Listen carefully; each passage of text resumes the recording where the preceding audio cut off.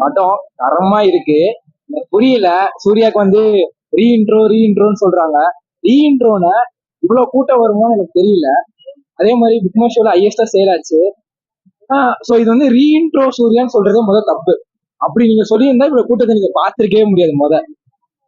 எனக்கு புரியல. அதே மாதிரி என்னடா இது ரொம்ப ஸ்டைலிஷா எடுத்து வச்சிருக்காரு கார்த்திக் சுப்ராஜ் நினைச்சேன்.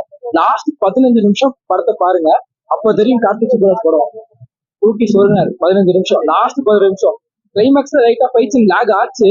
என்னடா ஸ்லோவா போகுதுன்னு நினைச்சேன். 15 நிமிஷம் வெறியா இருந்தது. இதை பிடிக்கலன்னு சொன்னவன் எனக்கு தெரியல. அதுக்கப்புறம் நீங்க வந்து சூர்யா படமே பார்க்க தேவையில்லைன்னு நானே ஓப்பனா சொல்றேன்.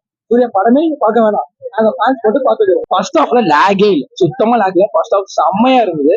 செகண்ட் ஹாஃப்ல தான் லைட்டா கிளைமேக்ஸ் லாக் ஆச்சு. ஃபைட்ஸ் இல்ல. 15 நிமிஷம், கடைசி 15 நிமிஷம் 20 நிமிஷம் என்னடா நடக்க போகுதுன்னு பார்த்துட்டு இருந்தோம். தூக்கி சொருகினாரு. அப்பதான் புரிஞ்சது கார்த்திக் சுப்ராஜ் பிடிச்ச சீன். லாஸ்ட் 15 நிமிஷம் தான் சொல்லுவேன். ரொம்ப ஸ்லோவா போச்சு. என்னடா இது ரொம்ப ஸ்லோவா போகுதுன்னு நினைச்சேன். செம்மையா இருந்துச்சு. கடைசி 15 நிமிஷம் கனிமா எப்பயுமே நல்லா இருக்கும். தீவன் சாங் நல்லா கனிமா செம்மையா இருந்தது. செம்ம வைபா இருந்தது தேட்டரு.